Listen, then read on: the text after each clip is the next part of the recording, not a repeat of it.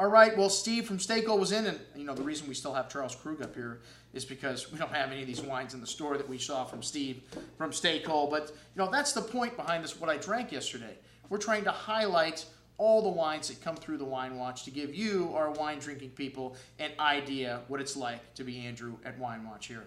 All right, well, Steve was in with some new stuff, and Stakel's a company we do a lot of business with, a great small distributor here in Florida, which the small distributors kind of been eaten up by a lot of the big guys. And even though there's 460 distributors in the States, not a lot of really good small ones, but Stako, one of the best. So anything that Steve brings us, we know is going to be good. The Failla Pinot Noir from Sonoma County is a joint effort between Aaron Jordan and his wife. Her name is Failla. He can't use his name Jordan because there's another winery named Jordan in California that has a problem with it. So they just named the wine after her. Lovely fresh raspberry and blackberry-like fruit on the nose, with black raspberry rather, with a hint of fresh flowers and some nice exotic spice. One of the things I love about Pinot Noir is the exotic spice you get on the nose, similar to a quality that I find in Barolo and Barbaresco that I find very pleasing. But candied raspberry fruit on the tongue, nicely balanced acidity, and a nice hand of spice coming through on the finish. Very fresh, an excellent bottle of Pinot Noir. Nothing less do we expect from Aaron Jordan.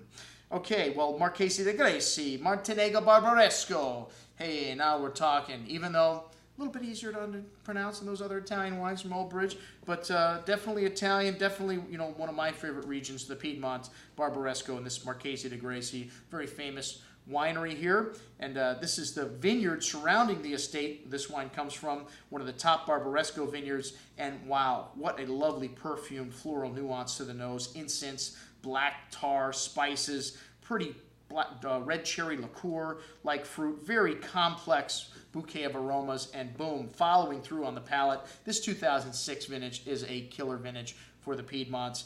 An array of spices and floral notes showing up also on the palate with lovely ripe cherry berry fruit and a lovely silky velvety texture on the tongue. But one of the things Nebbiolo has is that punch of tannins coming through on the finish. And this wine, very big, has lots of everything, but probably needs a little bit of time to come around fully. An excellent bottle of Barbaresco. And then wine from Bolgheri. As we mentioned before, the wines were from Maremma. Bolgheri also in that same Tuscan coastal region. This is Il Greppi Grappicante. So for some reason, Grappicaya, Onelaya, Sassicaia, the wines sound similar coming from this appellation. I don't know why the names a lot of them ended ias or e's or whatever. It's just the Italian language. Okay, well, this is next door to Sassicaia, so, Cabernet Sauvignon, Merlot, and Cabernet Franc. Similar blend to Sassicaia. Sassicaia is just Cabernet and Cabernet Franc, but lovely dried mushroom, kind of fresh plowed earth note to the nose, dried herbs, black plums, dark cherries, and truffle here. Really fairly complex, big and chewy on the tongue with ripe tannins and a long finish here. Very complex and long.